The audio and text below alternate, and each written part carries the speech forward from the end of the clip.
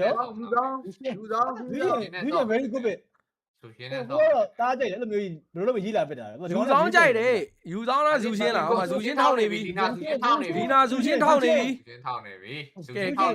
trust me ကဲပြောတဲ့ဇူရှင်းလေးတော့ယူသွားပြီလာပြီးတော့ YB လာဘမ်းမင်းနေတယ်ဟာဟိုသူတို့ကြံကွာသိလားဟိုကယူမှာသူချင်းပြန်ယူမှာအဲ့လိုမျိုးကတော့ယူဆောင်ကတော့အေးယူဆောင်ပေးလိုက်လာမဖြစ်ငါတို့သူချင်းကြီးအလွတ်ကြီးတော့ပြန်ဆောက်မယ်ပါသာရှိမယ်ခလီယာဘန်ပါသာကင်မီတော့ရှိအောင်မယ်သူချင်းနဲ့ပြန်ဆောက်ခြင်းဝိုင်းကြီးမှာအင်္ဂလိပ်လိုပြောတတ်ပါတယ်တော်တော်များများပြောတတ်မှာပါဟဲ့ယူဆောင်ဟာဘူဇာလေးမျိုးဖြစ်နေမှာကတော့တော်ကောင်းတယ်သူချင်းနဲ့ဆိုဟာဘူဇာပစ်ကောင်းဇူရှင်းနဲ့ဆိုဟာဘူဇာကောင်းနေကဲကောင်းနေဘက်ကကြည့်တော်ကောင်းဟုတ်တယ်ဟာဘူဇာပြလိုက်လို့ရှိရင်ကြောက်လေ objective jungle ကြီးနဲ့လိုက်ပြီးတော့ဖိတော့မှာလို့ဘာစီရိုက်ပါရဲ့ကြံသေးတယ်အိုးကတော့ချိုင်းယူဝိုင်းဂျန်ငယ်လေးဝင်လို့ရဒါပေမဲ့တန်းတော့တန်ပါကတော့ဆူရှင်ကဘာမှဖြစ်ဘူးအဲ့ဒါမြတ်မအခုချိန်ကျတော့ fair and square ပဲအဲ့မလီနာကောင်ငါတို့ဟိုဇူရှင်းကကြောက်စရာမလုံးတော့သားရီတို့မလို့ကိုစီမလို့တနေ့မှာသူချင်းကတာโอเคကိုဖြိုးရေ let's go ပါအားလေးနဲ့စိုက်ပြီးအောင်တော့ဝိုင်းကြီးနေသေးရနော်သားရီတို့ hack ဝိုင်းကြီးရဲ့ hack ကောက်ရတယ်ကောက်ဘောဒီဒီချက်ပစ်လိုက်ဘလင်းကအမြဲ friend ကိုလိုက်ပစ်တယ်နော်အဲ့ဘာလဲတော့မသိဘူးဟဲကအဲ့ဒီ last spin မှာ surprise ထောက်တော့ထောက်မတန်လားဟဲ့ဘာစီယာဟဲကနဲ့ဆောဘာစီယာဟဲကတဲ့ဘာစီယာနပ်ထားတယ်ဆိုဂျန်ရှင်တို့ပြောတော့မထားတော့ပြောတာနှကောင်ပဲဘာစီယာဂျန်ကလာဂျန်ကတိုင်းမှာလေးတော့ထွက်လာပြီပေါ့နော်ဂျန်ကတိုင်းမှာဂျန်ကတိုင်းဟိုကောင်ဟာပူဇာကာရင်တော့တုတ်ပြီနော်ဟာပူဇာကန်ရင်ကန်ကြီးမဝမ်းကြီးအထာမထားဘူး guys ဝမ်းကြီးအထာမထားဘူးဒီကောင်လေးအကောင်းဆုံးပေးမှာဒီကောင်လေးအကောင်းဆုံးပေးမှာဒီကောင်လေးပက်ကတိပြောတယ်မင်းတို့ပြောတော့ဘာစီယာနပ်ထားတယ်ဆိုမဟုတ်ဘူး objective လုပ်ရနတ်ထားလဲဘာရှာပဲဒီကိုစီရဲ့ဟိုတဲ့တဲ့ကလည်းတော့မလိုက်ဘူးကွာဒီတို့ရဲ့ base damage ကို nerf ထားတာအဲ့ဒီတော့မဆိုးပါဘူးအဓိကပဲ limit ရထားဆိုပေမဲ့သူက jungle speed ကြောက်အောင်ပါ jungle speed ကြောက်တဲ့အချိန်မှာကိုက hacker ကပြန်ထိန်းပြီးလို့ရတယ် hacker နဲ့ buff လုပ်ပြီးတော့လုပ်လို့ရတယ်go try နော် go try နော်ဒါကြီးတို့ go try နော်ကတော့လူနို try ကောင်းတယ်လင်း hacker လို့ကောင်းလို့ရဒါပေမဲ့တခုအရှိရင်နော် hacker နဲ့ဆိုရင်လူနိုတွေကတကယ်ဆော့တာခက်နည်းနည်းခက်လူနိုရေမြူခဏတောင်းလို့ရတယ်အားလောလာအောင်မနေအားလောရှိအားလောထပ်ပါလာတော့ရင်းအားလောရှိသေးတယ်ရင်းအားလောရှိသေးတယ်လူနိုတွေကိုတီးဖို့အဲ့ဒါသူဟိုဘက်လူကြားကုန်ဟိုဘက်လူကြားကုန်မယ်ဘာနာတတာလေးလားဗရန်နာမကြိုက်ဝေးအားလောကြိုက်တယ်လက်ဘူးကြိုက်တယ်ကြိုက်ဗရန်နာမကြိုက်လက်ဘူးဘန်းကြိုက်တယ်စတစ်ကိုလိန်က Harry လေးပါဖြစ်ဖို့တက်တာတော့များနေကွာဟောလဲဟို Harry တော်ကောင်းတယ်မကြတယ်မလောက်မှန်တယ်အဲ့ဒီတမ်းလေးတော့ထောက်ပေးမှရအခုချိန်မှာတော့ကိုအကြိုက်ဆုံးကတော့ဟိုပါပဲအားလောက်ပဲတွိုင်းနေပြီကဲဘီယုံမောပါညာဘန်းလက်ဘူးပါညာဘန်းရင်းအားလောလွတ်သွားပြီဒီဘက်မှာအေးဘာစီယာနဲ့ jungle speed ကိုလိုက်ပြီးရှင်ဆော့နိုင်မှာ jungle တော့ဘာကြံဟေးတာကြံနေရနော် broken wall ဆိုတော့ဟေးတာအမော dangerous grab မဟုတ် sorry ခွန်ဗီယာကြီးကြောက်ဟိုနေရဂူနီဗီယာဟုတ်တယ်ဂူနီဗီယာတခုတော့ကြောက်မယ်ဟိုကောင်နေရလေအားလို့တွေပါဘန်းနော် respect ပေးတယ်နော်ဟုတ်တယ်အင်းလာလောက်တယ်ပေးရမှာပေးထုမှာအမေ aura အဲ့လိုမျိုး jungle မဆော့တတ်ဘူးတနာပဲကိုတော့ကဲဒီပဲဆော့ဟာဘူဇာပေးနေတာဒီကောင်ဟာဘူဇာပေးနေရသလားဟာဘူဇာဟုတ်တယ်ဟာရနော်ဟာဘူဇာငါဘောပြသွားအောင်လို့ဟာဘူဇာဂျန်ကတိုင်းမခံနိုင်ဘူးဟိုတက်တက်ဂျန်လာတယ်ဂျန်ကတိုင်းမခံနိုင်ဘူးဟာဘူဇာခံနိုင်ဘူးဂျန်ကလည်းမရတော့ဒီတိုင်းဆိုတော့ AD over ပဲဘာလို့လဲဆိုတော့ hacker နဲ့မလို့ hacker နဲ့ဟော Harry ယူလူနော့နဲ့အဆင်ပြေပါမလားနောက်မီ over ဆိုရင်ကြိုက်တယ် Harry ဆော့အောင်ပါပဲဒီလိုက်ဝမ်းမြောင်းမဲဂျင်တိုင်းမဲကကောင်းတယ် respect ကတကယ်ပေးတာဟာရာဘူဇာတွေမှာထပ်ဘန်းနိုင် cloud တွေ carry လေကျွန်တော်ကြံပါသေးတယ်ဟုတ်ဘန်းမဲတွေတော့ကောင်းပါတယ်ဘာလို့ view ရှင်ကတော့သက်သာသွားပြီ cloud လေဟုတ်လားဟာ carry ကြိုက်Korea hacker backup ပေးတဲ့ပုံစံနဲ့ဆို Korea အထောက်ပဲဟုတ်တယ်အဲ့ဒါဂျူရီမန်ဂျန်ကထဲမှာဆိုညီကိုတို့စဉ်းစားမိတာဘာရှိသေးလဲ friend ring ကတော့အဲ့လောက်ကြီး meta မဝင်တော့လို့ထင်တာပဲဝန်ဗီယာ friend ring ကတော့ဆောက်လို့ရပါဒါပေမဲ့ join ကြသေးတယ်ဟုတ်တယ်နော် join ရတယ် join ကတော့ Harry နဲ့ Korea နဲ့ပဲပြစ်လိုက်တော့ Harry go Harry go ဘာဟိုမနိုင်ဘူးဟော Korea ကောင်းတယ် Korea ကောင်းတယ် Harry go Harry ကောင်းတယ် Harry ကောင်းတယ် join အားဆိုရင်ရင်းကိုပါပေးမလဲရင်းကိုပါပေးမလဲရင်းကိုယူဆောင်နဲ့ရှင်နေရမှာရင်းကိုဘန်နာတာလောက်လားဘန်နာပဲကောင်းတယ်ဘန်နာကြိုက်တယ်ကိုလည်းဘန်နာတာလားရင်းဟီးရိုးပဲကိုကဘန်နာသိတော့မကြိုက်ဘူးပေါ့ဂလူးပေါ့ ဂလူးလည်းမစိုးဂလူးဒါပေမဲ့ဟွာဖိုးဘီယက်တွေပါဘဏ္ဍတာဟုတ်တယ်တိုင်းဟုတ်တယ်နော်နောင်နဲ့ဘသူနဲ့လဲခုနမန်းနော် ဘဏ္ဍတာဗျာ နော်ရူဘီဒီ ဒီကတိနေတာ ဒီကတိနေတာဘဏ္ဍတာရင်းဘဏ္ဍတာ ကျွန်တော်ပြီးတဲ့ address တွေရော sorry နော် အာ တော်ပြီလားခွနဲ့ ရောက်နေနောက်ရ screen shot ကြီးနဲ့တက်လာအောင်ပဲနော်မှာငါတို့ Harry တွေပါလေနော် Ace Man ဟွာလေကောင်းတယ် ကိုကတော့ join လောက်မကြောက်ဘူး join တဲ့ဆိုင်ဟာပူကြောက်တော့ဆိုဇူးရှင်ကအခုဇူးရှင်ကတော့ကောင်းတယ်နော်သိလား ဟုတ် ဇူးရှင်သူကြောက်မဲ့ချိန်က join ဝင်လာမဲ့ချိန်ကြီးလူနှုတ်ခုံတဲ့ချိန်နှစ်ချိန်ပဲရှိတယ် Okay ဒီပွဲဟက်ကပွဲ hacker လုပ်မယ်ဆိုရင်တော့အများကြီးလုပ်လို့ရမယ် ကဲညီတို့ဝါ အများကြီးပေါ်ကြ ဝိုင်းကြီးအင်တာဗျူးလေးနဲ့ပြန်တွေးကြမယ်ဒါတို့ Let's go okay see you ကိုsee you သိယူ ကဲ let's go ညီကိုတို့ဖြုတ်မယ်နော်ညီကိုတွေ drop it တေချာလေးလာပြောပေးပါရနော်ညီကိုတို့လာနော်ကို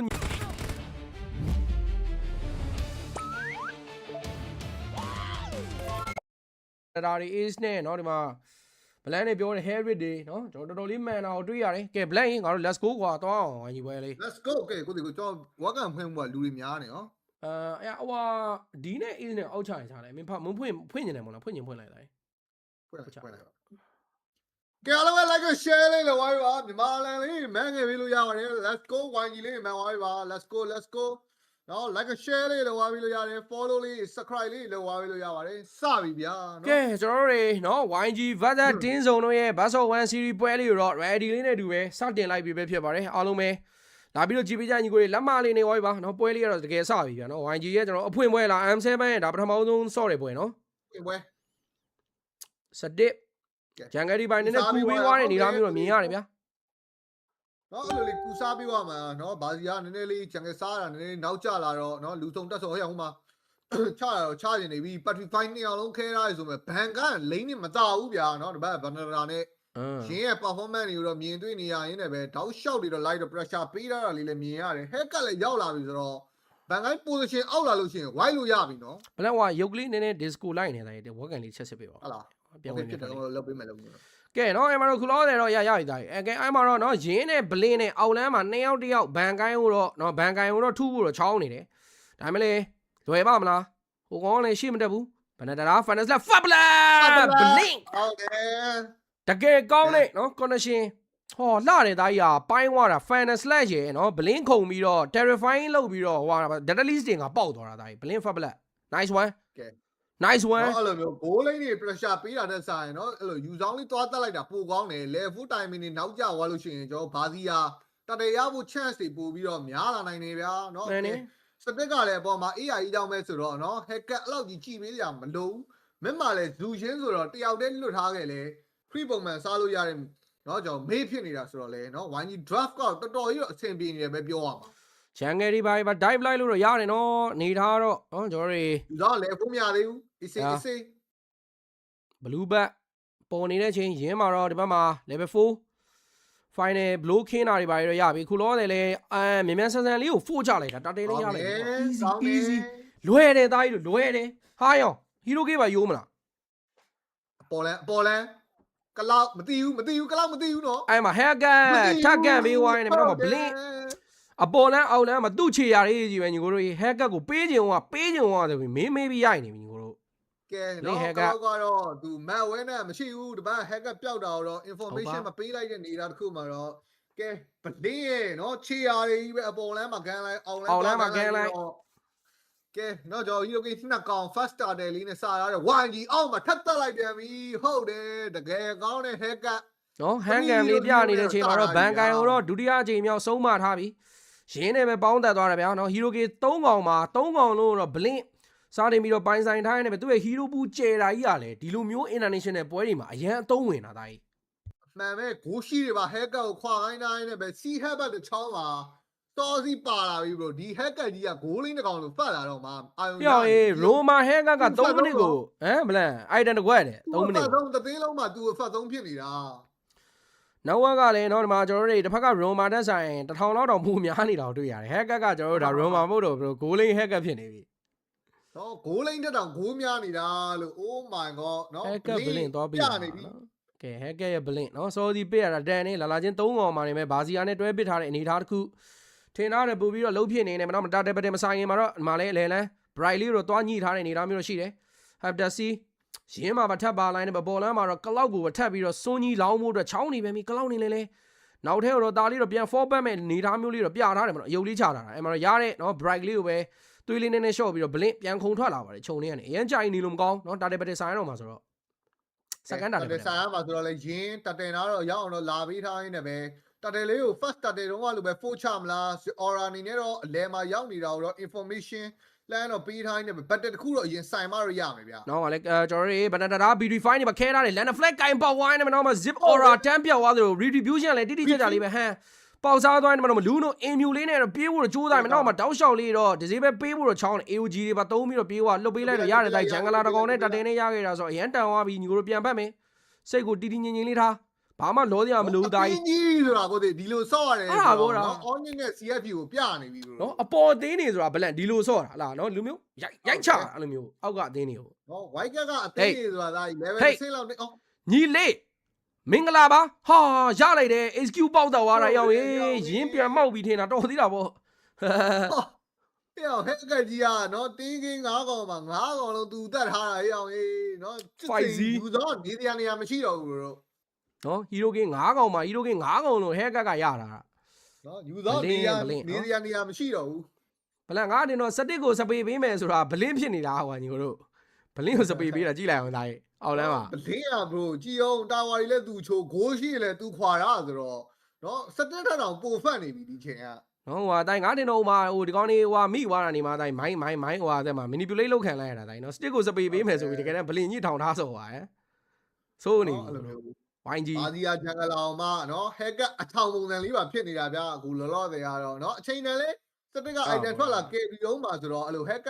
နည်းနည်းပြန်ကြသွားမယ်ဆိုရင်တော့မှနော်စိတ်ပူစရာလုံးဝမရှိဘူးဒီပွဲကနော်9ရက်3400ပေါ်မှာတော့ first tower တလုံးတော့ရိုက်ခွဲပေးနေရင်းနဲ့ပဲဇုံ1နေနေကတော့နည်းနည်းကာရင်နဲ့နေထားမှာတော့ခွင့်ပြူပေးလိုက်ရပြီဗျ first tower တလုံးကဲနော်ကျွန်တော်တို့စီရင်ခံတင်ဆက်နေစဉ်တွင်းမှာပဲ blank ရင်ငါတို့ရဲ့ M6 ပထမဆုံးဖွင့်ပွဲမြန်မာဖွင့်ပွဲလေးရတော့ viewer 3သိန်းလေးနဲ့တော့စဖွင့်ခဲ့ပြီသားကြီး Oh my god viewer 3သိန်း just saying bro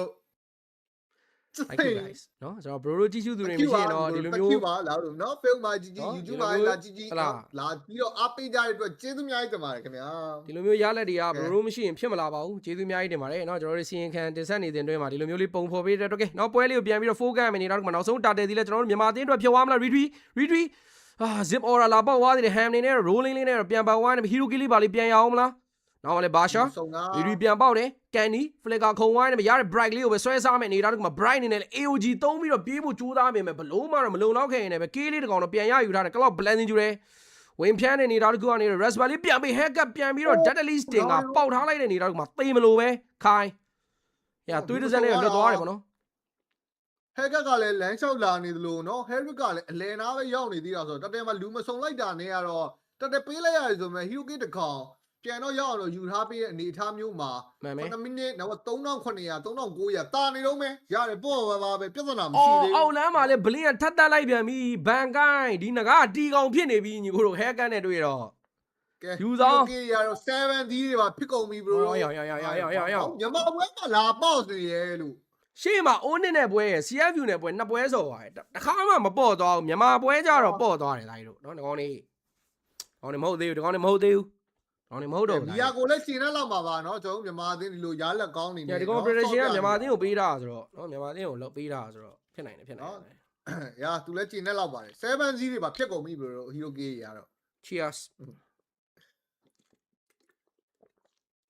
နေထားတော့เนาะဥမကွဲတိုင်းမပြတ်တွေပါဖြစ်သွားနိုင်တဲ့ဇုံ1အတွက်เนาะကျွန်တော်မြန်မာဘက်ကလက်တာဆိုတော့မြန်မာဘက်ကလက်နေတာမြန်မာဘက်ကလက်နေတာမြန်မာအသင်းဘက်ကဖြစ်တာမြန်မာအသင်းဘက်ကနည်းနည်းလက်နေတာညီကိုတို့ရေမြန်မာအသင်းဘက်ကမှာ stick เนาะဖုန်းတွေပါရတော့နောက်က staff တွေပါရတော့ပြန်ပေးပြီးတော့ပဲကျွန်တော် technical error လေးနည်းနည်းလေးဖြစ်နေတယ်ဆိုတဲ့အကြောင်းလေးတော့အလန်းပြီးတော့အချက်ပြထားတယ်ကဲအားလုံးပဲเนาะ viewer 3သိန်းလုံး reaction လေးနိုင်မယ်เนาะ viewer 3သိန်းကျော်လုံး reaction လေးနိုင်မယ်ဒီလိုပေါ်ထားတဲ့ချိန်လေးမှာလက်မလေးပေးသွားပေးလို့ရပါတယ် YouTube မှာဆို subscribe လေးလုပ်သွားလို့ရတယ်လို့ကျွန်တော် Facebook မှာဆိုလို့ရှိရင် follow လေးလုပ်ခဲ့ပေးလို့ရပါတယ်ဗျာ thank you ပါ Facebook မှာပဲကြည့် YouTube မှာပဲကြည့်ပါเนาะကျွန်တော်တို့ BZ TV ညီကိုတင်ဆက်မှုကိုတော့ဒီလိုဒီပုံလေးနဲ့เนาะလာရောက်ပြီးတော့အားပေးကြတဲ့ညီကိုတွေတယောက်ချင်းစီတိုင်းကိုကျေးဇူးအများကြီးတင်တယ်လို့ပြောချင်ပါတယ်ခင်ဗျာ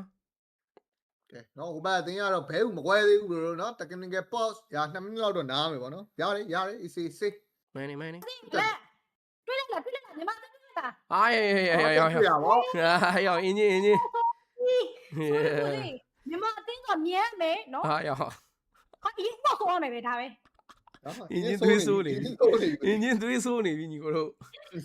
他明白记录高呢，哎呀爸呀，没见，那这太几个，要嘞，人家对手呢，比你个头，人家变了，人家也是白啊。不也报啥的嘛？乌鸦爬呀的比了比个，估计这မြန်မာ定对啦的。我说那我看过你我们后面因为那面都喵，然后面但面或者都对没他呗。然后努力给啦，因为我这道嘛电脑的 video 里面努力给喏。努力给喏，爸妈累给多少你家家不是啊？爸妈 risk 米耶，我都家人喏，你个因为表啦。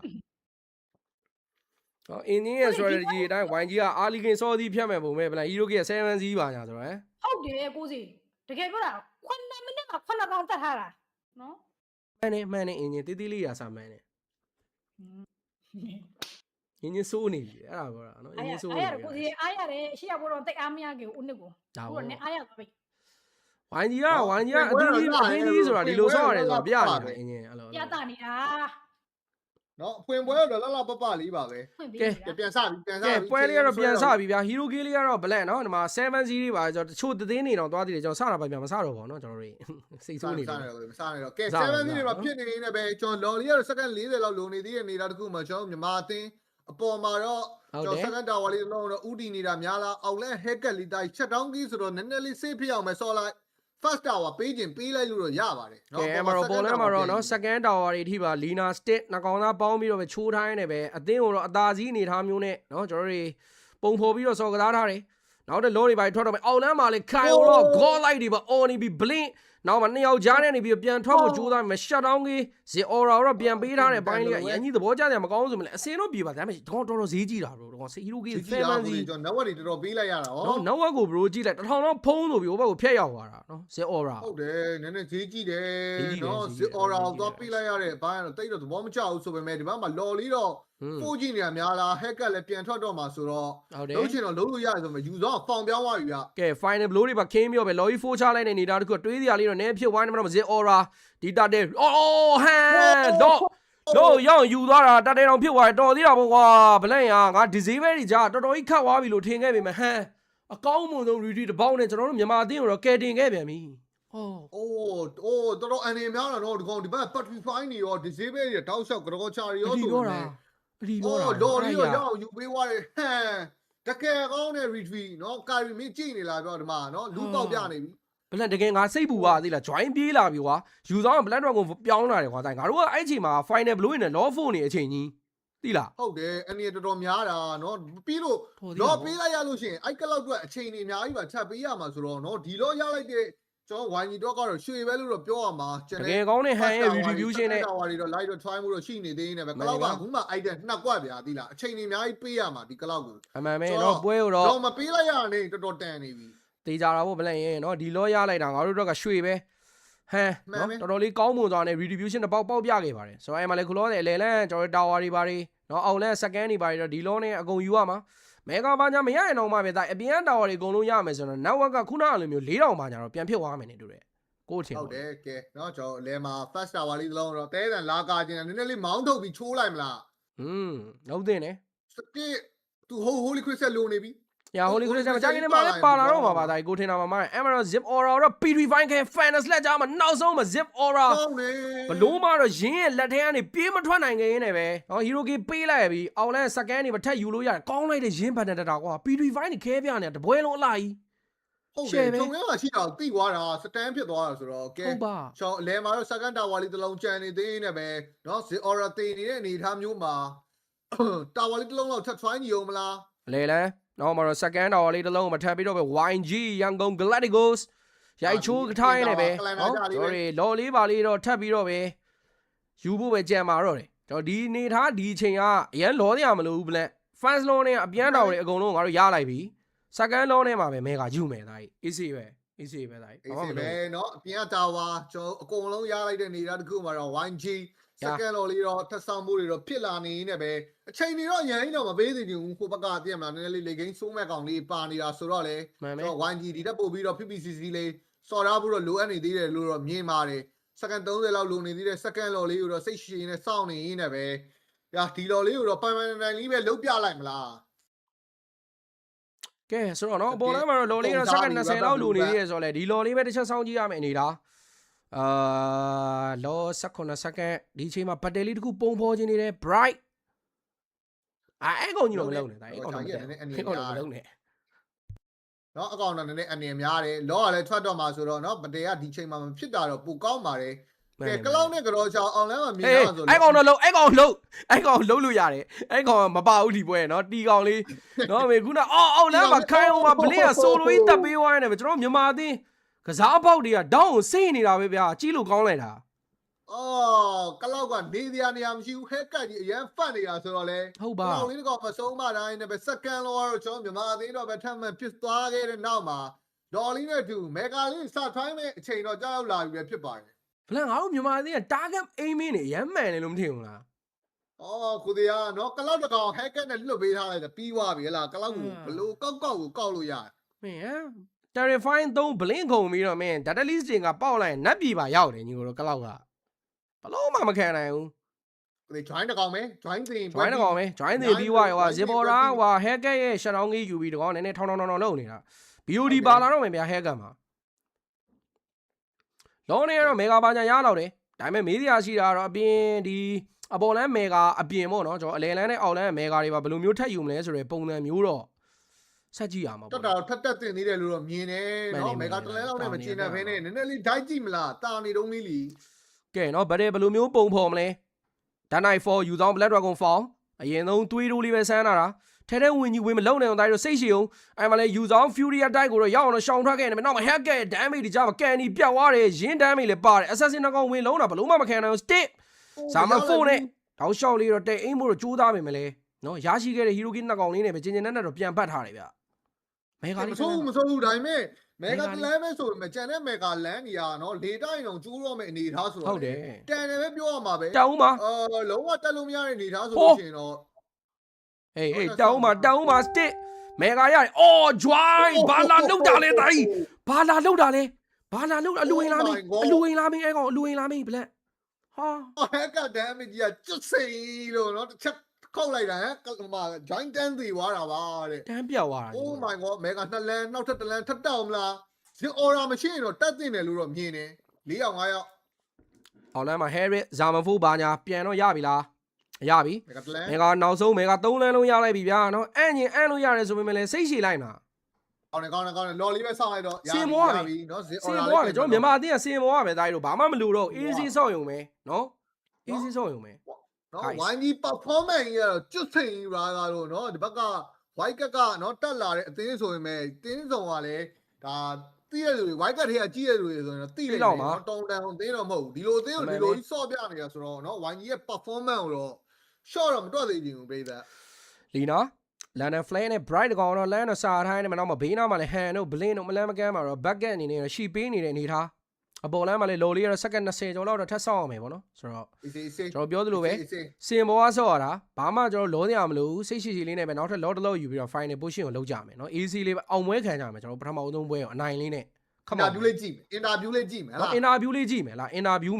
လေးကိုကျွန်တော်ဘာသာပြန်ပေးမယ်ညီကိုတို့အတွက် let's go guys hacker item ယူလေကြည့်လိုက်အောင်ကလောက်ကဝင်းဝင်နေချမသွားဘူးဗျာဝင်းဝင်နေချမသွားရင်တော့ထုမှာ hacker ကအမှန်ပဲကဲ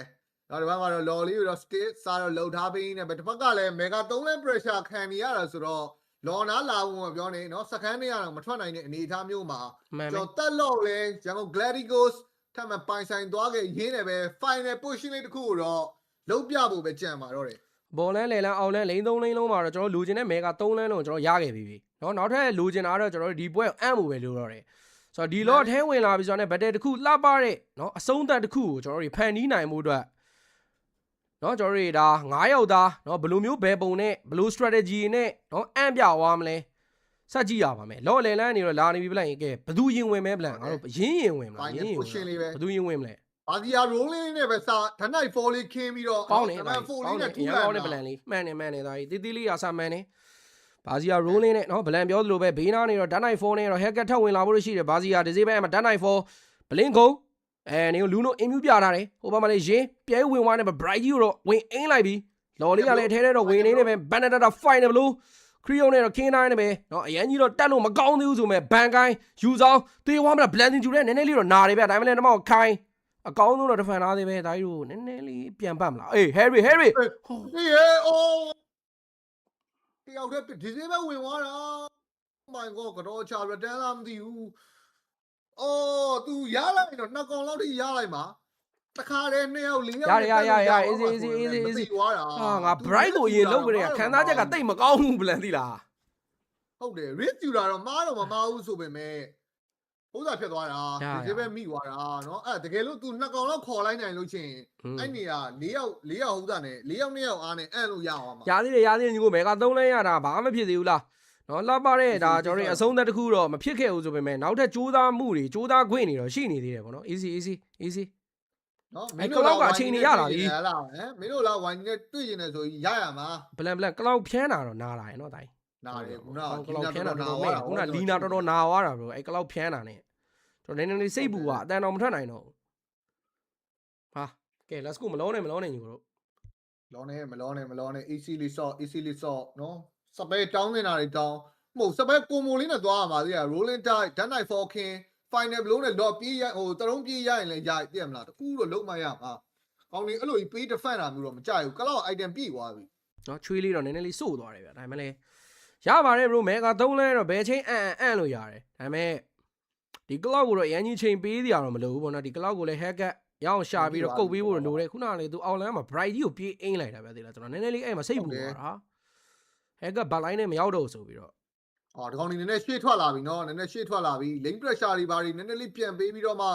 တော့ easy လေးလုံးမလားသူတို့ကတော့မရတဲ့အဆုံးတော့ defend ပြီးတော့ပဲစော့မှာဟိုလိုကြီးတော့လုံးမှာတော့မဟုတ်ဘူး။ Yeah stick ကလည်းအမှန်တိုင်းပြောရင်ဒါတစ်ဖက်ကသူမားတော့မဟုတ်သေးလားဒါတစ်ဖက်ကကောင်တွေသွေးတားနေတော့ဝင်လုံးကြည့်တာကွာဒါပေမဲ့ကန်ဆိုးကျင်တော့ဒီဈေးပဲမိသွားတာသူဟုတ်တယ်တစ်ဖက်ကကောင်တွေသွေးရမ်းနေနေပြီဆိုတော့ယူဆောင် black dragon ကောင်စောနေတော့ဒါကြီးဘာလာလောက်တာလဲတပက်ဆော့နော်ဘာလာလောက်တာလဲဒါယူဆောင် black dragon ဖောင်ပြီးမှချအဲ့ကောင်ပြီးသွားပြီအဲ့ကောင်ယူသွားပြီဒါကြီး easy နော် easy ချိန်အများကြီးရှိတယ်အောက်မှာလည်းလိန်ချောင်းပေးနေတယ်ဗျာဟုတ်တယ် easy လုံးရုံပဲအမှန်ပဲ guys အမှန်ပဲ